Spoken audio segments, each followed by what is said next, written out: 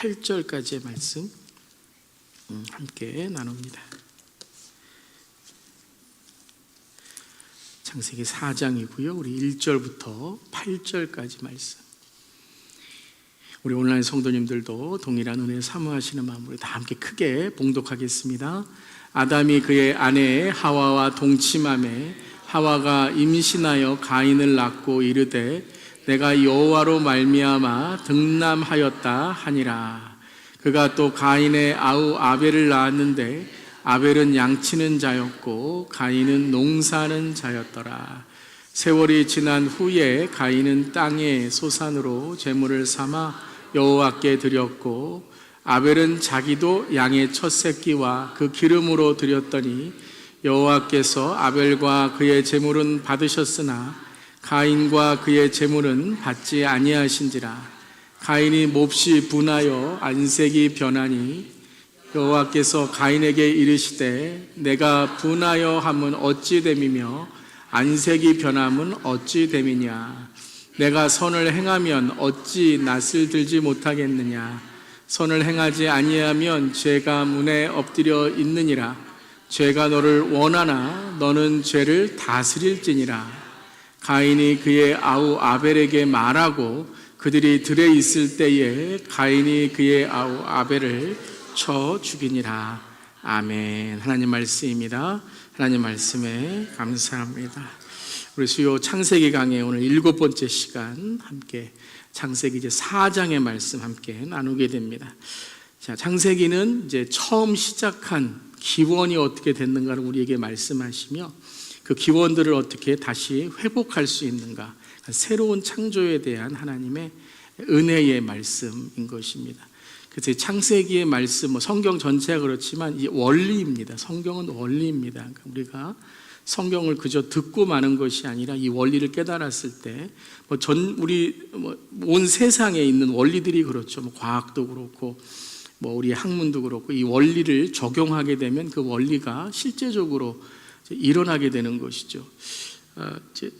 수학에 대해서 우리가 수학을 풀고 이러는 것에 대해서 이게 산수에서 하나 수학에서 하나 그런데 모든 이제 과학, 특별히 이제 물리나 화학이나 이런 실제적인 우리의 삶에 이런 AI도 그렇고요. 이러한 테크놀로지 기술들이 다 처음에 원리가 어디서 나오는가 하면 수학에서 나온 것이죠. 그런 수학에 있는 적용들이 이제 실제적으로 그런 과학을 통해 이루어지게 되는 것입니다. 그래서 성경의 창세기가 어떻게 보면 가장 기초과학과 같은 거예요. 이런 원리들이 어떻게 시작되었는가, 또 원리가 왜 깨졌는가, 그리고 원리를 어떻게 다시 회복하는가에 대한 말씀이죠. 그래서 지난 시간에는 이제 원복음에 대해서 3장 마지막 절, 이제 사람을 쫓아내실 때에 하나님께서 이 생명나무의 길을 지키게 하시고 이제 4장이 시작되는 것이죠. 그래서 가죽옷을 입히고 그들을 쫓아내셨지만 여전히 하나님의 은혜가 함께한다. 에덴의 깨어짐에서도 여전히 함께 하시는 하나님의 은혜. 오늘 4장에 시작하고도 하나님께서 계속 에덴 바깥에 있는데도 함께하고 계시죠. 이것이 이제 은혜이고, 또 하나님께서는 이제 생명을 계속 보존하시도록, 그러니까 생명나무는 먹지 못하게 하셨어요. 왜냐하면 죄가 있는데 생명나무를 먹으면 어떻게 돼요? 영원히 저주받는 거예요. 그러니까 에덴 동산 밖으로 가서 이제 예수의 보혈의 피, 그 진짜 복음으로 인해서 구원을 받고 이제 생명나무를, 예수 그리스도를 우리가 먹어야 된다, 동행해야 된다라는 것이죠. 그렇지만 생명은 계속 보존하시는 거죠. 그 생명은 언약입니다. 하나님께서는 생명을 보존하시지만 그 질서가 깨어졌기 때문에 그 질서와 역할을 회복하는 것을 계속 이제 말씀하시는 거죠. 그래서 하나님의 은혜와 생명의 보존이다. 그래서 이제 아담이 지난 우리 주에 아담과 하와가 하나님께서 가죽옷을 입히실 때에 그들이 하나님이 희생하시는 것, 하나님이 희생을 통해 자기들에게 은혜를 베푸시는 것을 보고 이제 그들이 회개하고 또 하나님이 누구신지를 깨닫게 되었다라는 것을 우리 행간을 통해서, 말씀 묵상을 통해서 함께 나누게 되었죠. 이제 그것이 이제 4장 1절에도 이들의 고백을 통하여 나타납니다. 우리 4장 1절의 말씀 함께 읽어보겠습니다. 아담이 그의 아내 하와와 동침하매 하와가 임신하여 가인을 낳고 이르되 내가 여호와로 말미암아 득남하였다 하니라. 이 가인, 케인, 이 가인이라는 뜻은 얻었다라는 뜻이에요. 그러니까 득남했다, 얻었다라는 뜻이에요. 이제 하나님께서 얻게 해주신 거죠. 그러니까 하나님으로 인하여 우리가 이 가인을 얻게 되었다. 근데 이제 가인이라는 뜻은 그냥 아들 낳았다라는 뜻만이 아니라 이 가인이라는 뜻 안에는 창조하다라는 뜻이 있어요. 자, 우리 지난 시간에 아담이 하와라는 이름을 아내에게 이제 짓게 되죠. 그 하와 이름의 뜻이 뭐죠? 생명이라는 뜻이에요. 생명. 그러면서 그는 모든 자의 어머니가 됨이더라라고 하여 이제 하와를 통해 낳는 그 후손. 그래서 하나님께서 그러셨죠. 이 후손이, 여자의 후손이 이 사탄의 머리를 짓밟을 것이다 그랬어요. 그러니까 가인이 태어날 때에 아마 아담과 하와가 하나님이 주신 이 가인으로 통해서 아마 하나님께서 큰 일을 행하실 것이다. 이 사탄을 또 이 세상에 있는 깨어짐을 회복할 아이가 될 것이다라는 기대와 소망이 있을 거예요. 여러분 다 이제 여러분 뭐 자녀들 혹은 이제 손주들 이제 처음 이제 태어날 때 다 그런 기대가 있잖아요. 이런 미래에 대한 하나님의 꿈에 대한 그런 기대가 있는 것처럼 이 가인이란 이름도 하나님께서 이제 새 창조를 이루시고 회복을 이루실 것이다라는 기대와 소망의 이름이 이제 있는 것이죠. 그래서 단지 아들만이 아니라 새로운 기대와 소망을 하나님께서 주셨다. 하나님께서 소유하게 하셨다라는 거예요. 근데 가인의 아우가 이제 태어나게 되죠. 가인의 아우의 이름은 뭐죠? 아벨입니다. 자, 창세기 4장 2절 함께 읽겠습니다. 그가 또 가인의 아우 아벨을 낳았는데 아벨은 양치는 자였고 가인은 농사하는 자였더라. 자, 가인의 아우 아벨입니다. 자, 아벨이라는 이름의 뜻은 헛되다라는 뜻이에요. 아니, 형 이름은 아주 멋있게 지어놓고 아벨 이름은 헛되다. 그리고 이제 헛된 것이 숨쉬다, 호흡, 때로는 이렇게 여러분 이렇게 보이지 않는 이 공기, 이런 뜻이 있어요. 이 뜻을 우리가 이제 왜 아벨이 이제 뭐 헛된 아이인가 이것이 아니라 신학자들이 생각하기에 아벨은 조금 몸이 약하지 않았는가라는 그런 이제 해석을 하게 됩니다. 그러니까 아벨이 그러니까 몸이 약하니까 그는 그냥 양을 돌보는 일을 하는 거고, 가인은 농사라는 게 힘들잖아요. 이제 땅이 여러분 저주받아서 노동을 해야 이제 수확을 얻게 되는데, 그러니까 가인은 건강이 있고 몸이 이제 건강이 있고 몸이 튼튼하여서 농사를 짓는 자가 되었다라고 이제 우리가 이 구절 안에 해석할 수가 있습니다. 자, 그러니까 이 아벨에 대해서는 딱 두 가지만 해석해 주셨어요. 설명해 주셨어요. 말씀에서. 그러니까 아벨의 다른 아벨이 착하다, 아벨이 잘생겼다, 혹은 아벨이 몸이 약하다까지도 우리가 신학적인 해석을 통해 우리가 이제 전체적인 통독으로 우리가 나중에 이제 제가 또 말씀드리겠지만 해석하는 거지, 이 두 가지만 말씀하셨어요. 아벨을 낳았다. 그는 가인의 동생이고 양치는 자다. 라는 거예요. 자, 이때의 주된 사업은 이제 이 사업은 농업이죠. 농경 시대죠. 네. 양치는 것은 솔직히 이때는 양을 갖고 뭘 할 수가 없죠. 양을 고기로 만들어서 팔 수도 없고, 이때는 고기 먹는 때도 아니니까요. 나중에 노아의 홍수 이후에 이제 고기를 먹게 되었죠. 그런 것처럼 아벨은 그렇게 큰 일을 한 사람이 아니라 그 양을 치고 이제 제사할 때 양을 자기가 바치고 이런 일을 이제 한 거죠. 아벨이라는 뜻은 헛되다는 뜻이고, 전도서에도 헛되니 헛되도다 이제 헤벨이라는 이제 단어인데, 이것이 이제 아벨이라는 어원에서 이제 나온 것입니다. 그래서 우리가 보기에 이제 아벨은 이제 가인보다는 조금 약하거나 혹은 동생으로서 누군가 지킴을 받아야 되는 삶을 사는 거죠. 그러니까 이제 가인이 폭력으로, 이 무력으로 그를 죽일 수 있는, 저항하지 못하는 그런 아벨인 것을 또 우리가 보게 되는 거죠. 자, 그러면서 이제 이 가인과 아벨을 이제 설명한 이후에 세월이 지났다라는 것이 3절에 나오게 되죠. 우리 3절부터 5절까지 한번 읽어보겠습니다. 세월이 지난 후에 가인은 땅의 소산으로 제물을 삼아 여호와께 드렸고 아벨은 자기도 양의 첫 새끼와 그 기름을 드렸더니 여호와께서 아벨과 그의 제물은 받으셨으나 가인과 그의 제물은 받지 아니하신지라. 그러니까 3절이 이제 본격적으로 오늘 이야기가 시작되는 거예요. 근데 세월이 지났다라고 나옵니다. 세월이 지났다. 그러니까 세월이 지나도, 저는 이제 3절에서 감동적인 거, 세월이 지나도 하나님은 여전히 어떻게 하세요? 그들과 함께 하시고, 함께 하시는 것만 아니라 뭘 받기를 기뻐하세요? 그들의 제사를 받기를 기뻐하신다는 거예요. 그들의 예배를 받기를 기뻐하신다는 거예요. 여러분, 예배가 뭐죠? 하나님과의 만남 아니에요. 만남.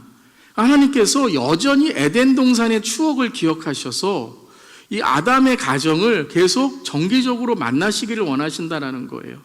물론 그것이 매주 어떤 시간적인 개념도 우리가 생각할 수 있겠지만, 그것은 계속해서 하나님이 함께 하셨다라는 것이고, 또한 이 아담의 가정에도 이 가인과 아벨만이 아니라 다른 자녀들도 낳지 않았을까? 세월이 지났으니까요. 우리가 그렇게도 볼 수 있는 것이고, 그러니까 이 세월이 지난 후에라는 것은 많은 의미를 갖고 있습니다. 또한 한 가지의 의미는 뭐냐면, 오늘 이 사건은 우리가 통독으로 보면 이건 오늘 한 번 드린 제사가 아니라는 거예요. 그러니까 우연히 오늘 한 번 드렸는데 하나님이 받거나 받지 않으신 것이 아니라 세월이 지났지만 그 전에도 제사를 드렸던 적이 있어요, 없어요? 있을 것이다라는 거예요. 그러니까 오늘 이 사건은 그냥 한 번 오늘 수요예배 나왔는데 오늘 좀 피곤해서 졸았다. 하나님께서 왜 졸아? 너 오늘 예배 안 받을게. 이런 게 아니라는 거예요. 그러니까 한 번의 인스턴트 같은 그런 우연히 하나님께서 이 예배에 대해서 책망하신 것이 아니라 가인과 아벨이 계속해서 예배의 자세가 어떠했는지를 알게 되는 거죠.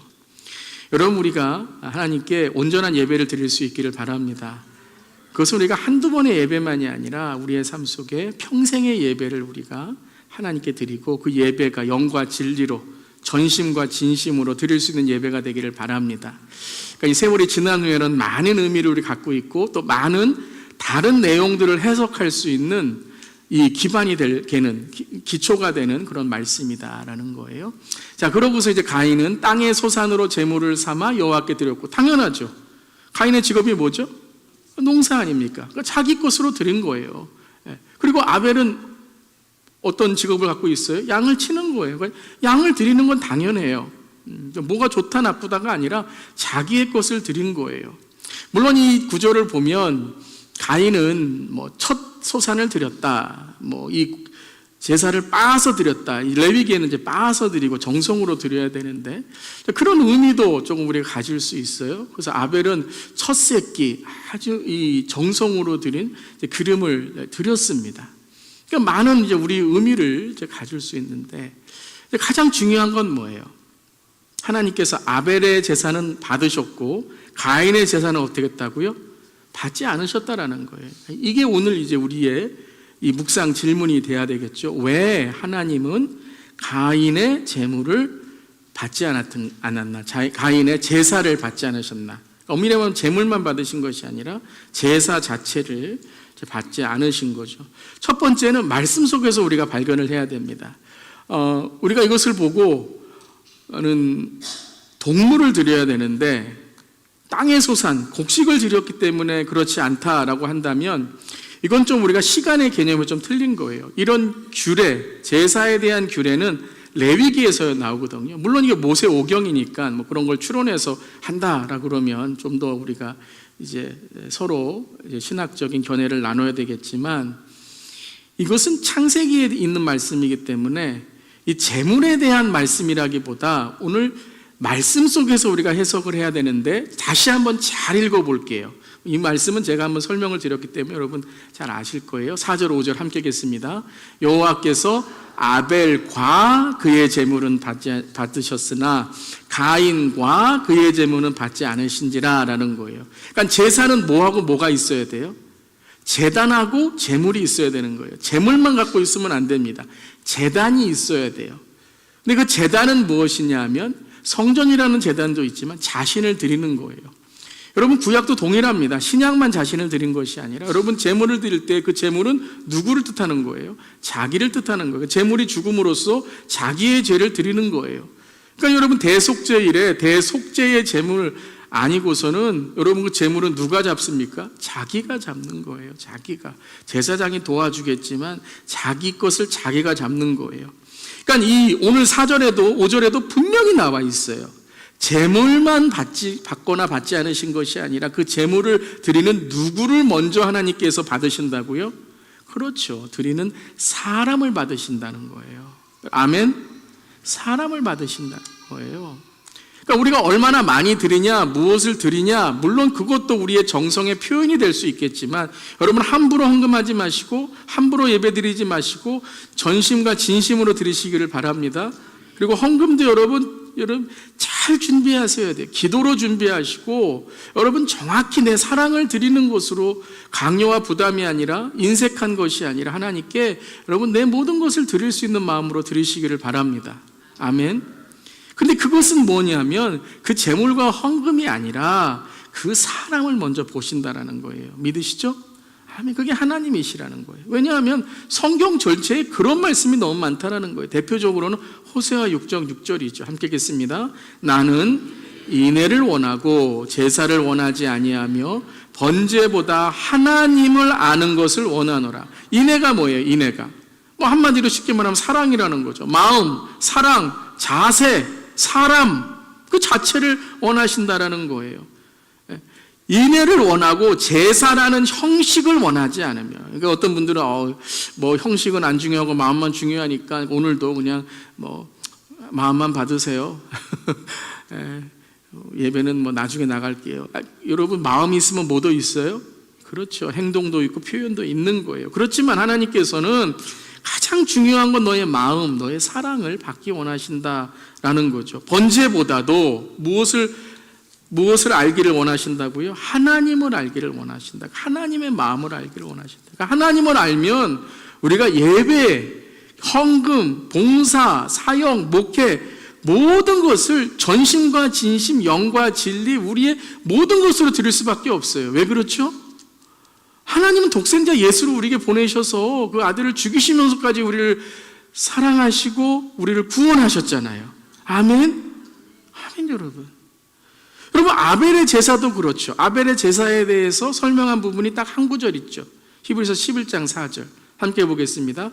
믿음으로 아벨은 가인보다 더 나은 제사를 하나님께 드림으로 의로운 자라 하시는 증거를 얻었으니 하나님이 그 예물에 대하여 증언하심이라. 그가 죽었으나 그 믿음으로써 지금도 말하느니라. 아벨이 무엇으로 드렸다고요? 믿음으로 드렸다는 거예요.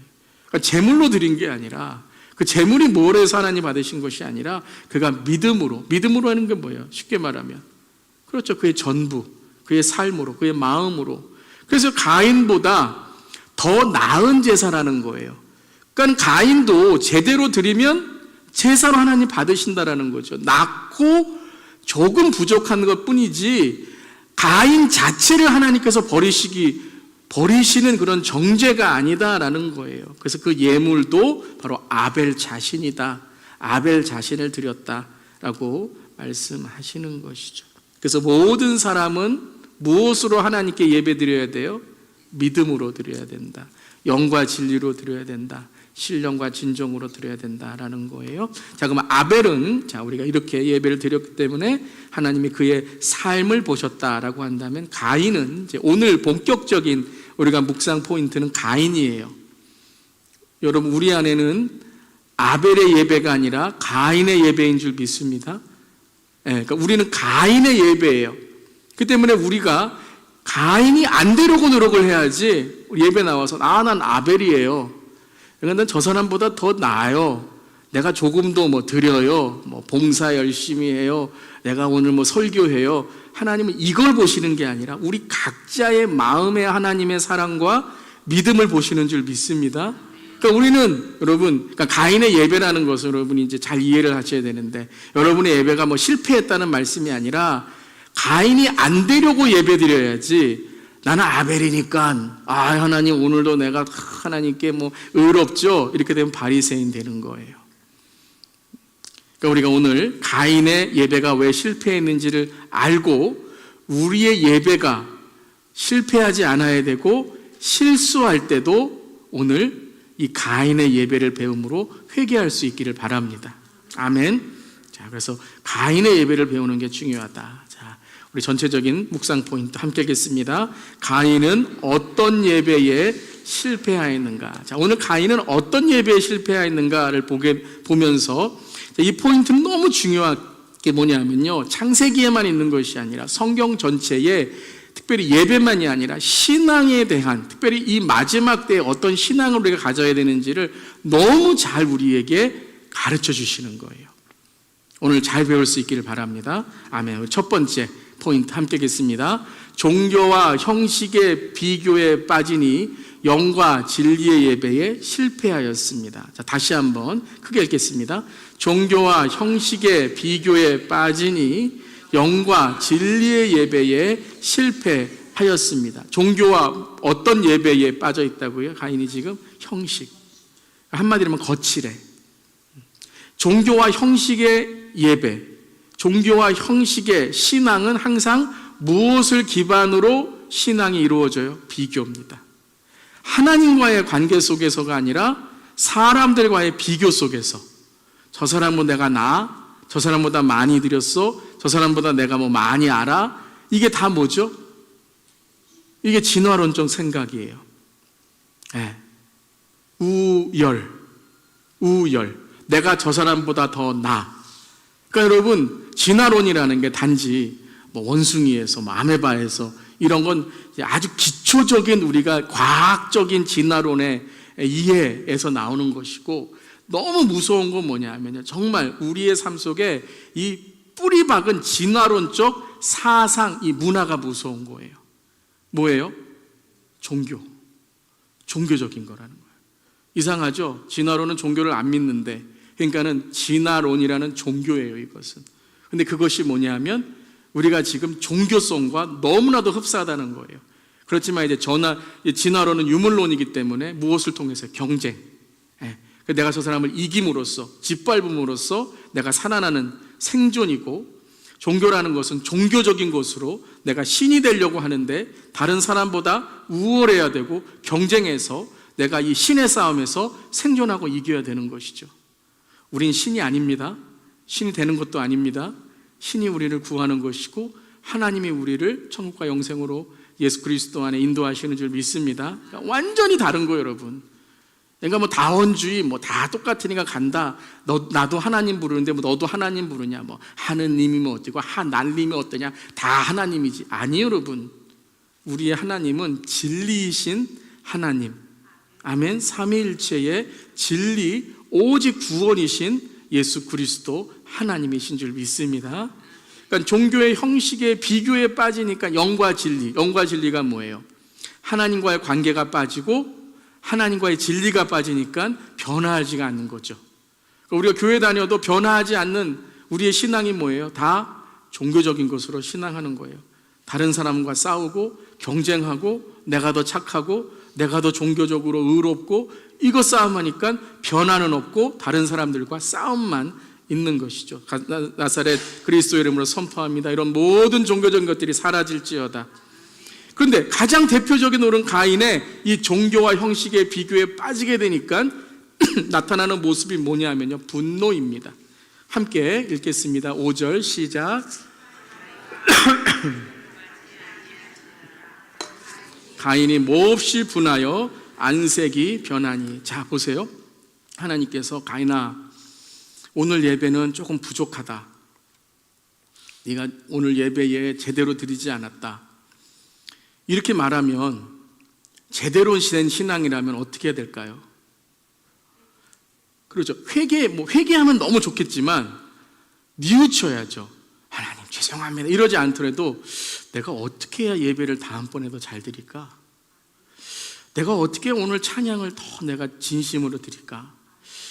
어떤 곡을 해야 될까? 오늘 말씀을 내가 전했는데 어떻게 해야 다음번에 은혜를 더 받을까? 오늘 내가 좀 5분 늦었는데 다음번에는 10분 일찍 나와야지. 여러분, 이게 올바른 신앙인 줄 믿습니다. 실수할 수 있고 졸 수 있어요. 조심은 안 돼요. 그런데 가끔 그럴 수 있어요. 그렇잖아요. 이건 뭐 사탄 마귀가 들어와서 그런 게 아니라 좀 지쳐서 그러신 거예요. 오늘 피곤하셔서. 그런데 오늘 그렇더라도 부족하다 그러면 올바른 신앙이 뭐예요? 네, 나를 돌아보는 거죠. 근데 덮어놓고 화를 내는 거예요. 하나님, 내가 뭘 잘못했는데요? 이게 뭐라고요? 이게 바로 오늘 그 비교 의식에서 나오는 거예요. 왜 분노합니까? 얘보다 내가 더 난데요. 내가 형인데요. 이렇게 시작하는 거죠. 하나님께 영과 진리가 아니라 종교와 형식의 비교 속에서 예배 드리고 있다는 것이죠. 얼굴 빛이 변합니다. 와, 무서우시죠? 분노하면 여러분 이런 얼굴로 변한다니까요. 화나면 이런 얼굴로 변해요. 여러분 얼굴 못 보셔도 그렇죠? 웃으세요 좀. 이렇게 변한다니까요. 뭐예요? 내가 뭘 잘못했냐 이거예요. 내가 뭘 잘못했냐. 사탄 들어갈 수밖에 없어요. 이런 얼굴에는. 여호와께서 가인에게 이르시되 다시 뭐 하시는 거예요? 대화하시는 거예요. 대화를 이어나가고자 하시는 거예요. 막 책망하시거나 막 몰아붙이시는 게 아니라 너 한번 생각해봐라. 너 왜 화내니? 왜 얼굴이 그러니? 왜 울그럭불그럭하니? 아니, 안색이 왜 이렇게 변함이 어찌 됨이냐? 여러분, 왜 가인이 이렇게 됐을까요? 세월이 지난 후에. 오늘만 이랬을까요? 하나님이 두고두고 보신 거예요. 오늘 어쩔 수 없이 한마디 해야 되겠다라고 한 거지. 그 전에도 하나님이 참으신 거예요. 언제 얘기할까? 변하겠지. 다음번에는 조금 잘하겠지. 근데 오늘은 안 되는 거예요. 오늘은 진짜 이 예배 이렇게 드리다가는 다음번에 안 나오겠다. 오늘은 말해야 되겠다. 그래서 말을 했는데 뭐예요? 덮어놓고 화를 내고 내가 뭘 잘못했어요? 내가 어떻게 했는데요? 내가 드린 게 얼만데요? 얼굴 빛이 달라지는 거예요. 여러분, 얼굴이 뭐죠? 얼굴? 그렇죠. 얼굴이라는 게 얼의 꼴이잖아요. 순 우리말. 얼의 꼴. 꼴이라는 게 뭐예요? 마음, 정신 상태, 마음에 있는 어떠한 내 마음에 있는 그런 상태를 말하잖아요. 그러니까 내 마음에 있는 것이 얼굴로 나오는 거예요. 또 한 번 하나님께서 얼굴 얘기하시잖아요. 함께 읽겠습니다. 내가 선을 행하면 어찌 낯을 들지 못하겠느냐? 선을 행하지 아니하면 죄가 문에 엎드려 있느니라.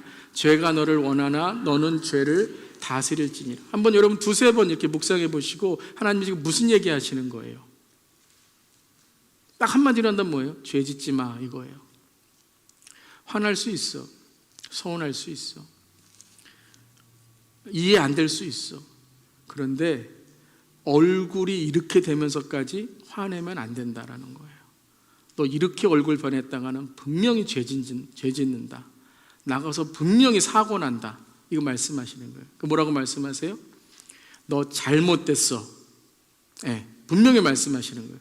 내가 지금 이거 내가 오해해서 말하거나 네가 한 번 잘못해서 하는 게 아니야. 내가 선을 행하면 이 선이라는 것은 이 가인의 삶 속에서 하나님이 보고 계신 가인의 뭐예요? 착함. 착함이 뭐죠? 도부. 뭐예요? 조심, 아름다움. 네 삶이 지금 열등감에 빠져 있고 돈만 알고 지금 너의 삶을 계속 내가 이 주시해서 봤더니 너 이렇게 예배 드리다가는 천국 못 간다. 이렇게 하시는 거예요. 그러니까 뭐예요? 지금 얼굴 빛이 중요한 게 아니라 네가 네 마음을 바꿔야 된다. 선을 행하지 않으면 너는 죄에 빠지게 된다. 뭐 하라고요? 죄를 어떻게 하라 그러셨어요? 죄를 다스릴지나. 그래서 아직 죄진 건 아니에요. 여러분 잘 아셔야 돼요. 그러니까 한 번 예배 잘못했다. 혹은 뭐 지금 내 신앙이 요즘 신앙의 시험에 빠져갖고 내가 이렇게 있어. 그러니까 하나님이 오셔서 너는 맨날 이래. 너 더 이상 너 구제불능이야. 이렇게 하시는 것이 아니라 죄를 다스리고 마음을 다스리고 시험을 다스리고 훈련 받으며 다시 회개하고 다시 뭐 하라고요? 선을 행하면 돼라는 거예요.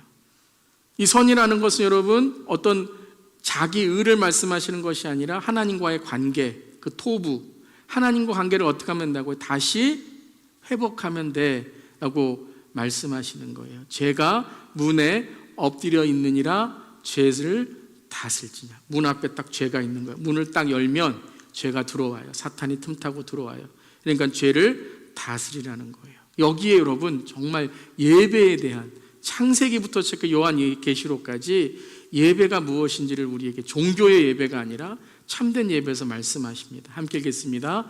참된 예배는 나의 선, 자기 의를 주장하는 것이 아니라 하나님의 선, 죄를 다스리심 앞에 나를 회개하는 것입니다. 다시 한번 읽을게요. 시작. 참된 예배는 나의 선, 자기 의를 주장하는 것이 아니라 하나님의 선, 죄를 다스리심 앞에 나를 회개하는 것입니다. 여러분, 우리가 어떻게 죄를 다스릴 수 있습니까? 우리는 죄를 다스릴 수 없어요. 여러분, 죄를 두려워하시길 바랍니다. 죄를 두려워하는 게 뭐예요? 네, 하나님을 두려워하는 거예요. 하나님을 경외하면 죄 짓지 않습니다. 예수님이 내 안에 계신 걸 철저히 24시간 365일 매 순간순간마다 내 안에 예수님이 계시고 성령님께 의지하면 죄 안 지는 줄 믿습니다. 자꾸 우리는 주님, 나는 죄 짓는 삶입니다. 죄 지었는데 용서해 주세요. 물론 죄 지면 회개해야 되겠지만 죄 안 짓는 우리의 삶이 되기를 바랍니다. 죄는 너무 무서워요. 죄는 너무 무서워요.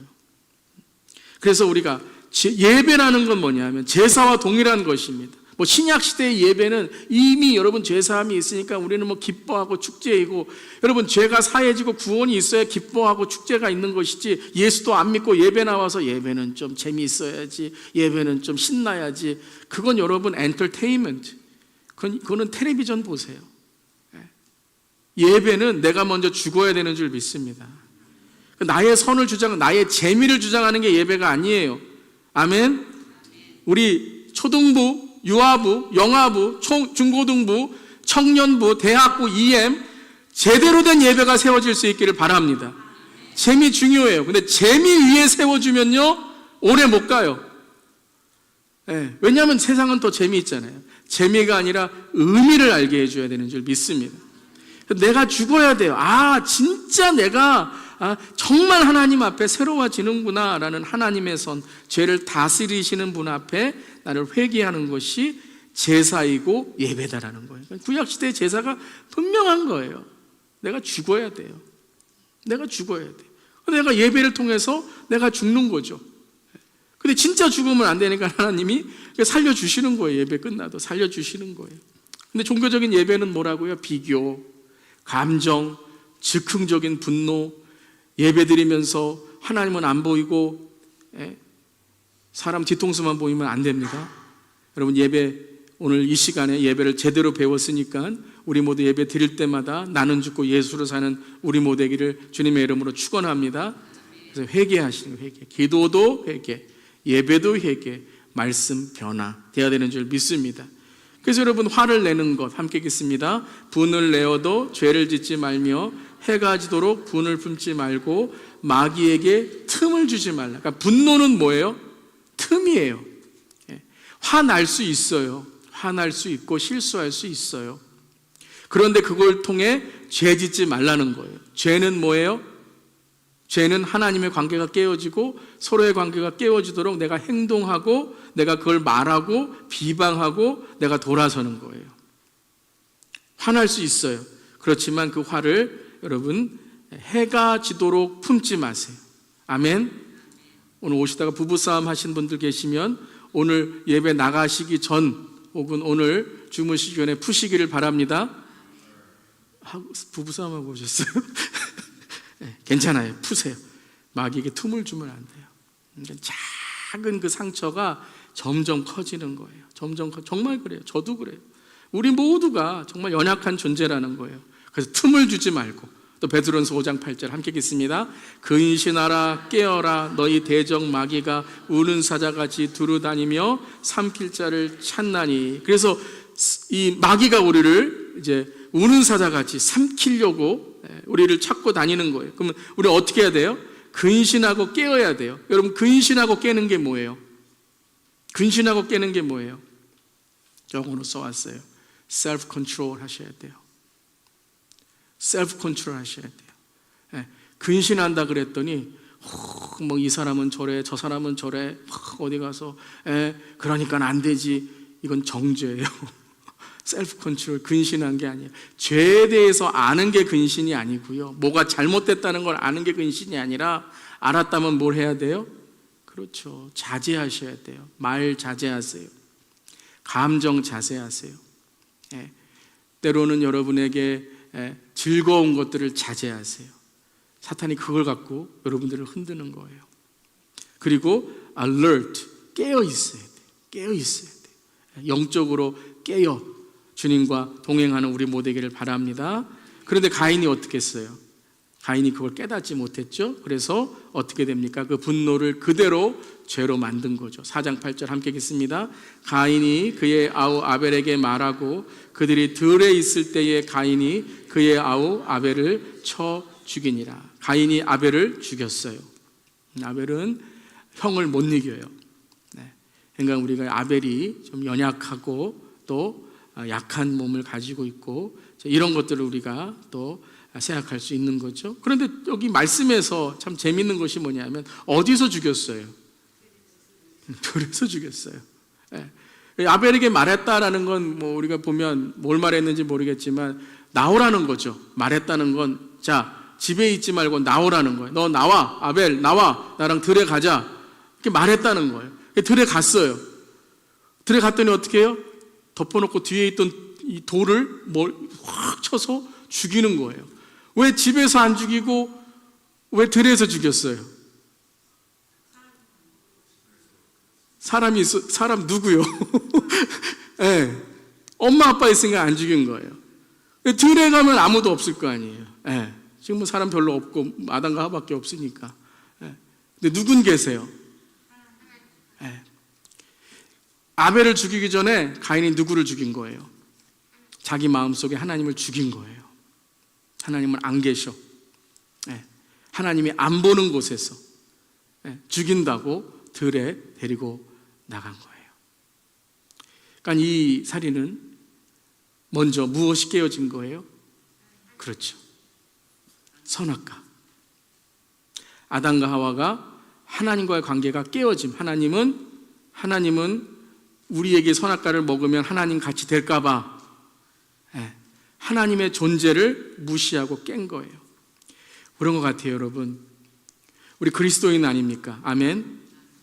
그럼 하나님이 항상 우리와 함께 하시죠. 죄져요. 그런데 말 함부로 하고 분노, 화내고 상처 주고. 왜 그렇죠? 여러분, 예수님 계속 죽이는 거예요. 가인이 그랬다는 거예요. 들에 나가서 아벨을 쳐 죽인 겁니다. 왜 죽였을까요? 왜 가인이 아벨을 죽였습니까? 이거예요.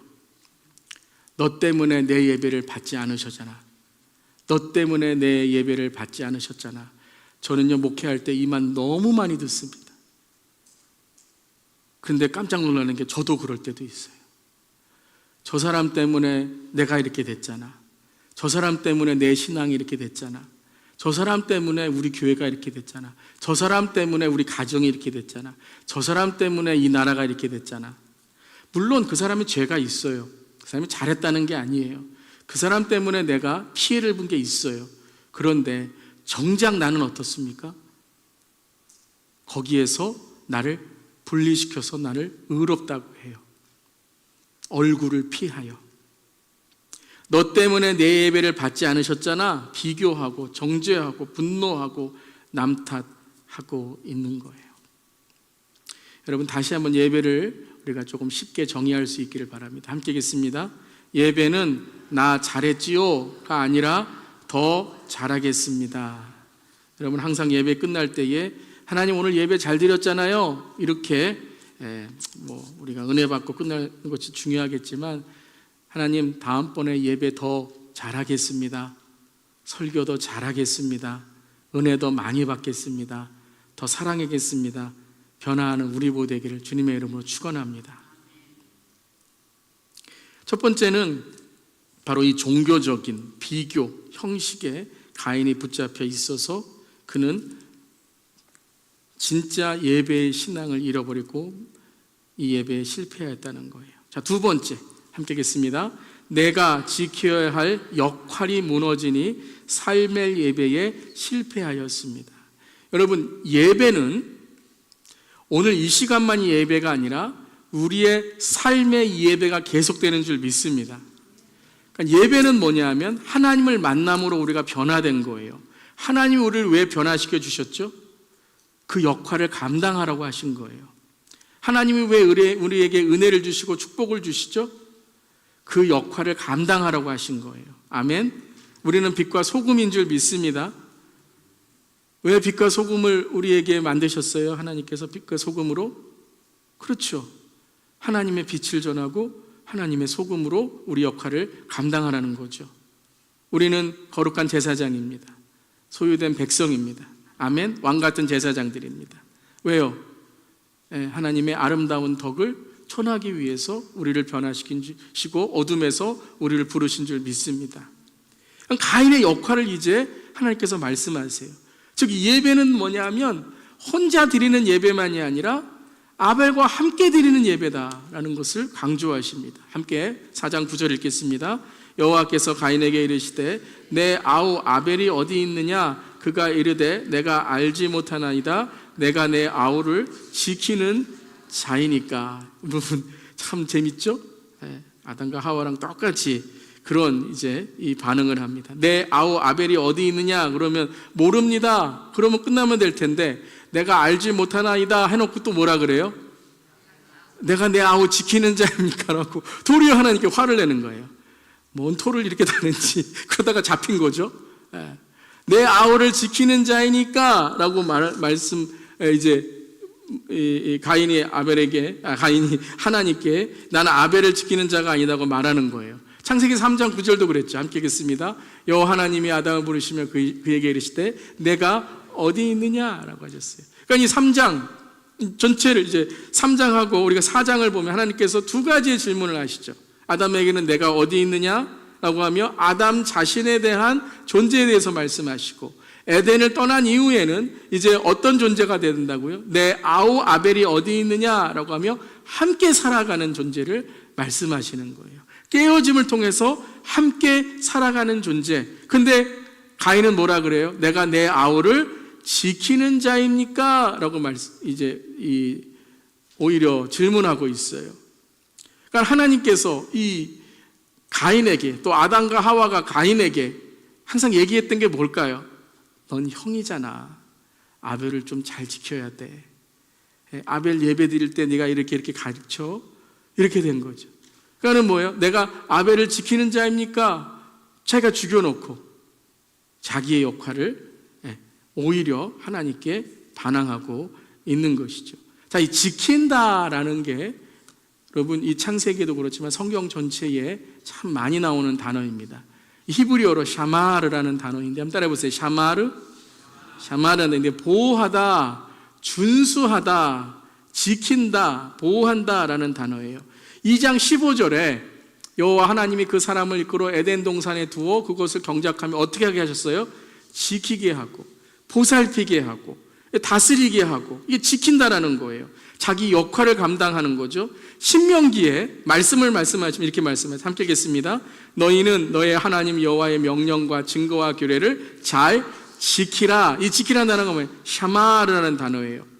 우리가 우리의 삶의 역할을 감당하기 위해서는 우리가 무엇을 알아야 돼요? 하나님의 기준을 알아야 된다는 거예요. 하나님의 말씀을 알아야 역할을 안다라는 거예요. 그러니까는 아담도 그렇고 하와도 그렇고 가인도 그렇고 지금 무엇을 지금 기억하지 못하고 무엇을 어겼기 때문에 이러한 결과가 있었던 거예요. 하나님의 말씀, 하나님과의 대화, 하나님과의 질문 이게 없는 거예요. 계속 뭐예요? 계속 반항하고 말대꾸하고 토달고 그리고 하나님께서 하시는 말씀에 대하여 내가 아우를 지키는 자입니까? 이렇게 하니까 어떻게 자기 역할을 깨닫지 못하는 거죠. 그러니까 에덴을 떠난 인간은 서로 가인이 아벨을 내가 다른 이를 지키고 보호하고 보살피고 사랑하는 질서와 역할을 회복해야지만 어떻게 우리가 살아갈 수 있다고요? 하나님 안에 살아갈 수 있다라는 거예요. 에덴 동산 안에서는 하나님이 다 지켜주시고 하셨어요. 죄가 없었어요. 근데 죄가 들어온 이후에는 하나님과의 관계가 깨어졌기 때문에 이제는 서로에게 하나님에 대해서 가르쳐주고 하나님에 대해서 깨닫게 해주는 이 샤마르, 지켜주고 보호하는 역할을 해야지만 뭐가 회복이 된다고요? 질서와 역할이 회복된다는 거예요. 아버지는 아버지의 역할, 어머니는 어머니 역할, 남자는 남자 역할, 여자는 여자의 역할, 교회는 교회의 역할, 목사는 목사의 역할, 재직은 재직의 역할, 교육자는 교육자의 역할, 우리 삶에 있는 하나님의 질서를 우리가 지켜나갈 때에, 역할을 해나갈 때에 하나님의 나라가 회복된다는 거예요. 이걸 창세기부터 가르쳐 주시는 거예요. 함께 읽겠습니다. 하나님이 명령하신 지킴의 역할을 감당할 때 하나님의 질서가 회복된다는 거예요. 무엇을 우리가 감당할 때요? 하나님께서 명령하신 지킴의 역할. 첫 번째는 뭘 지켜야 돼요? 내 마음을 지키는 것이고 신앙을 지키는 것이고, 이 마지막 때 우리 신앙을 지켜야 되는 줄 믿습니다. 또한 가정을 지켜야 되는 것이고, 믿음으로 교회와 나라가, 질서가 하나님 안에 있을 때에 하나님이 회복하시는 줄 믿습니다. 근데 참 재밌는 게 뭐냐면, 제가 지난주에도 시편 121편 하나님이 우리를 지켜주신다는 말씀을 가지고서 통해서 말씀하셨죠. 이 지킨다는 단어가 뭐라고요? 샤마르라는 거예요. 동일한 거예요. 그러니까 여러분, 우리가 지킨다라고 하지만 우리는 못 지켜요. 그런데 누가 우리를 지켜주시는 것을 믿음으로 확신하고 서로에게 믿음으로 격려하고 사랑할 때 우리가 그 지킴 안에 있다고요? 하나님의 샤마르, 하나님의 샤마르. 함께 우리 120편 7편 7절 8절 읽겠습니다. 여호와께서 너를 모든 환난에서 보호하시며 내 영혼을 지키시리로다. 여호와께서 너 출입을 지금부터 영원까지 지키시리로다. 뭐라고 말씀하세요? 환난에서 샤마르, 내 영혼을 샤마르, 너의 출입을 지금부터 영원까지 샤마르 하시겠다라고 말씀하시는 거예요. 근데 여러분, 이 샤마르가 민수기 6장에 나와요. 여기 민수기 6장, 우리 온 세대 함께 기도할 때 blessing, 아론의 축복, 우리가 함께 축복하잖아요. 여호와는 내게 복을 주시고 너를 지키시기를 원하며. 샤마르. 여러분, 앞선 세대의 역할이 뭐죠? 이 샤마르라는 거예요. 샤마르. 네. 하나님의 지키심, 하나님의 보호하심을 전하고 알려주어야 된다는 거예요. 이게 여러분 가정의 질서인 줄 믿습니다. 이 질서가 무너지면 어떻게 돼요? 예의 없고 공경하지 않고 자녀들을 내 마음대로 부리고 서로 싸우고 상처를 주는 거예요.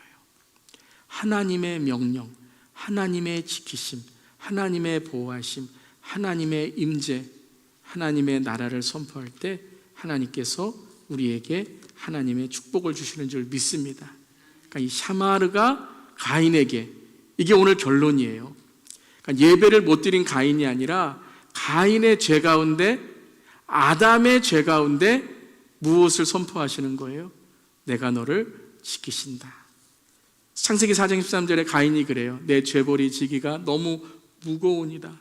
네가 땅을 저주하고 네가 앞으로는 이 저주 가운데 살 것이다 라고 했을 때 하나님, 내가 죄가가 너무 무겁습니다 라고 하니 14절 함께 읽겠습니다. 주께서 오늘 이 지면에서 나를 쫓아내시온 즉 내가 주의 낯을 배웁지 못하리니 내가 땅에서 피하며 유리하는 자가 될지라. 나를 만나는 자마다 나를 죽이겠나이다. 이 두려움에 빠져 있는 거예요. 내가 이제 죽게 생겼구나. 내가 사람들을 만나면 나를 이제 죽일 텐데, 내가 살인을 범한 자라고 죽일 텐데 하나님 나를 지켜주세요 라고 했더니 4장 15절 우리 함께 읽겠습니다. 여호와께서 그에게 이르시되 그렇지 않다. 가인을 죽이는 자는 벌을 7배나 받으리라 하시고 가인에게 표를 주사 그를 만나는 모든 사람에게 죽임을 면하게 하시니라. 한마디로 이 구절이 뭐예요? 샤마르, 하나님의 보호하심. 그에게 무엇을 주신다고요? 인을 치신다는 거예요.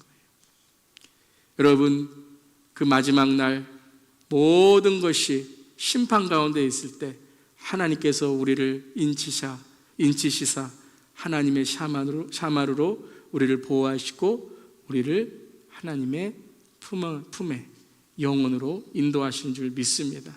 바로 예수의 샤마르. 이것이 3장 21절에 아담에게 주신 가죽옷이죠. 하나님의 은혜를 깨닫게 해주셨다라는 거예요. 바로 이게 십자가 아닙니까? 하나님의 샤마를 우리가 알 때, 하나님의 보호하심 지키심을 알 때 우리가 서로를 지키고 하나님을 보호해 주신 그 은혜를 서로 나누는 것, 이것이 예배이고 이것이 온전한 십자가의 삶인 줄 믿습니다.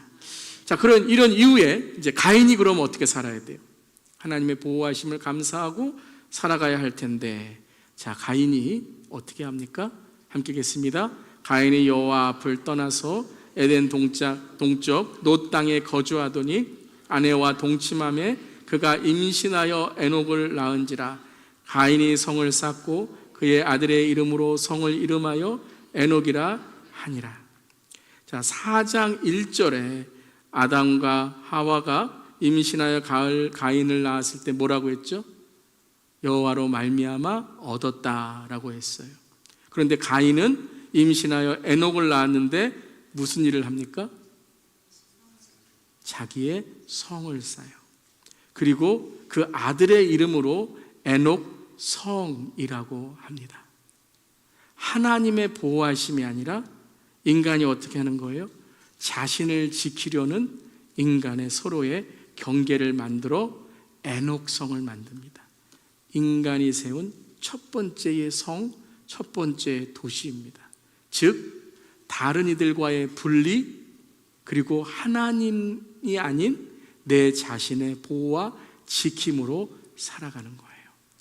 그러니까 이 성도시는 하나님께 영광을 드리기 위해서 탑을 쌓고 성을 쌓는 것이 아니라 내가 누구보다도 높은 자가 되어서 나를 지키고, 근데 여러분, 나를 지키는 것으로만 끝났습니까? 인간이? 내 성을 쌓고 내 무기를 쌓고 내 힘을 얻기 시작하니까 그 다음에는 어떻게 하죠? 나를 지키는 것을, 나를 여러분 더 지키기 위해서 다른 사람을 죽이고 다른 사람 것을 빼앗게 되는 거예요. 인간이 스스로를 지키려는 서로에 대한 경계와 두려움이 바로 이 가인이 지은 성이다라는 거예요. 그러함으로써 자기의 성 안에 자기의 문화들을 만들어가요. 야발이라는 자는 가축을 치는 조상입니다. 하나님을 위해 제사를 드리는 것이 아니라 자기들의 부를 위해서 축적하기 위해서. 유발은 수금과 통소를 잡는 자, 지금으로 말하면 연예인, 음악을 하는 자예요. 두발 가인은 구리와 쇠로 기구를 만드는 자, 즉 자기의 삶의 문화를 만들고 그것이 무기까지 만들게 되는 것이죠. 그러함으로써 벌이 77배, 죄의 확장이 일어나는 거예요. 이 성의 문화, 도시의 문화가 발전될수록 하나님과 더욱 멀어지게 되는 것이죠. 이것이 이제 바벨탑으로 이어지는 것이죠. 저는 오늘 말씀을 읽으면서 하나님의 보호하심과 지키심에 신앙을 지키지 않고 우리가 우리의 자신을 지키고 우리의 부와 명예를 지키고 또한 우리가 얼마나 더 잘 살 것인가를 자꾸 우리가 추구하게 된다면 우리는 하나님의 질서와 역할이 아니라 서로 싸우고 경쟁하고 서로 다투는 이러한 가인의 삶을 살아갈 수밖에 없다라는 것입니다. 또한 두렵고 떨리는 마음으로 고백하는 것은 지금 이 시대가 발전하고 있는 이러한 과학의 문명들이 이러한 에녹성을 짓고 바벨탑을 짓는 일들이 된다 그런다면 하나님께서 이 일에 대해서 심판하실 줄 믿습니다. 오늘 우리는 처음 예배와 처음 살인에 대해서 함께 배웠습니다. 그리고 처음 도시에 대해서 우리는 함께 배웠습니다. 사랑하는 성도 여러분, 오늘 하나님의 지키심을 깨닫고 하나님의 은혜를 깨달았다면 하나님을 더욱더 의지하고 주님과 동행하며 또한 샤마르, 우리 서로를 하나님의 지킴으로 서로를 보호해 줄 수 있는 우리 모두 되기를 주님의 이름으로 축원합니다. 아멘. 기도하겠습니다.